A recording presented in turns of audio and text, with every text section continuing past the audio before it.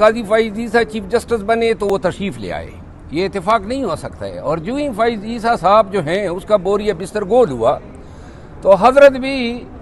फ़ाइज़ ईसा के साथ ही रवाना हो गए। इसका मतलब ये है कि नवाज़ शरीफ का मौजूदा अब अदालती निज़ाम पे एतमाद नहीं रहा, जो एतमाद उनका काजी फ़ाइज़ ईसा की सुप्रीम कोर्ट पे था।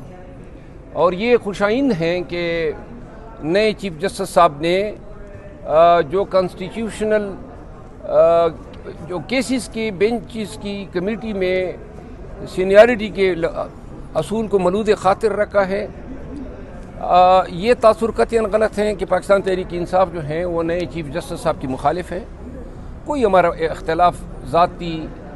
और न कभी हमने उनके फ़ैसलों में अनाद या तासुब देखा है, ख़ुसूसन PTI के फ़ैसलों के हवाले से। ये उम्मीद हमारी ज़रूर है कि उनके पेशरो के दौर में पाकिस्तान तहरीक इंसाफ के साथ सुप्रीम कोर्ट में सौतेली माँ का बर्ताव रवा रखा गया, बल्कि काजी फ़ाइज़ ईसा का बेंच जो था या वो उसकी ज़ात वो एक प्रोसिक्यूटर का किरदार अदा कर रही थी। हमसे निशान छीनना हो या बुनियादी इंसानी हकूक़ की खिलाफ वर्जी का केस था या अगवा बराए बयान दिया था कि काजी फ़ाइज़ ईसा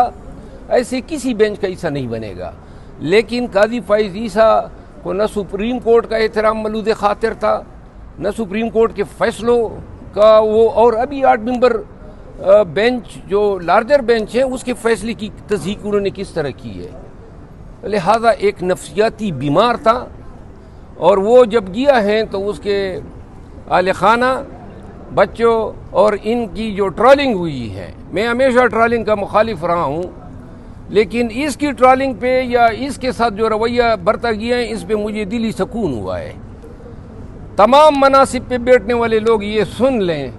कि एक दिन आप लोगों ने ये रोज़ भी देखना है जब पब्लिक में आपने जाना है और पब्लिक ने आपको आपके किरदार का आईना दिखाना है।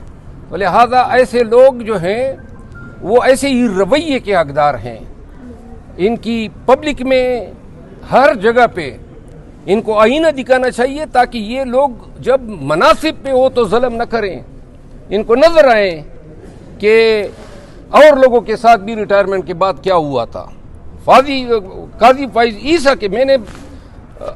PMLN क्या था, तारड़ साहब के खिलाफ कुछ लोगों ने उसकी ट्रोलिंग की थी, मैंने इसकी मजम्मत की थी, लेकिन काजी फ़ाइज़ ईसा वो शख्स जो मुंसिब के मनसब पे बराजमान था और उसने जो इंसाफ का रेप किया, जिस अंदाज में इसने बुनियादी हकूक़, इंसानी हकूक़ और पाकिस्तान की अदालती तारीख़ पे जो इसने ताज़ियाने जो हैं लगाए हैं, जो सुप्रीम कोर्ट की ताकत को तोड़ा है, सुप्रीम कोर्ट को इंतज़ामिया का बाजुज़ार बनाने की कोशिश की है, इसके ये तमाम सियाह करतूत जो हैं वो इसको इसका हकदार बनाती हैं कि ये जिधर भी जाएं और अवाम पाकिस्तान का इनका सामना हो तो इसके मुंह पे कालक मली जाए। अच्छा, मरवत साहब, नवाज शरीफ चले गए हैं, काजी चले गए हैं, अब इमरान खान कब तक बाहर आ जाएंगे, क्या तवक्को आते हैं आपको? नवाज शरीफ तो गया नहीं है, वो तो मेरे उसमें शिरकत के लिए गए हैं। अभी भी निज़ाम जो है वो नवाज शरीफ की ज़बान के ताबे हैं। ये जितने भी बैठे हुए हैं, चाहे असम्बली में हो, हुकूमत में हो, तमाम इदारे उसके जुम्बश आबरू के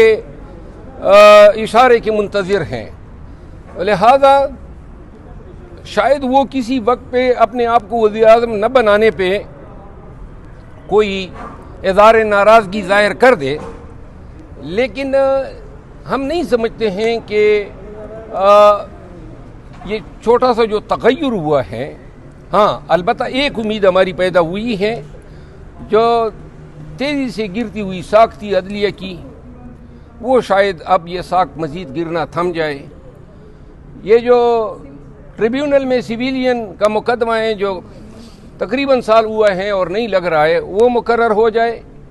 और सुप्रीम कोर्ट का जो कोर्ट नंबर 1 जो नाइंसाफ़ी का मंबा बना हुआ था,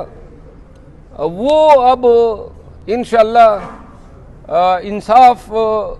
की एक नवीद देगा। मेरा ख्याल ये है, जो मैंने एक बात कही थी कि मैन प्रपोजेस गॉड डिस्पोजेस, वो लोग जो ये समझते थे कि मंसूर अली शाह को हटा के किसी और जज साहब को या फिर जो मौजूदा चीफ जस्टिस साहब है उनको लाने से शायद उनके कोई मकासद पूरे होंगे, वो ये सोच रहे होंगे कि शायद अल्लाह ने जो करना था वो हो गया। और जो इब्तदाई जो चंद इक़दामात हैं या अफरीदी साहब के, उनकी मैं सताइश करता हूँ।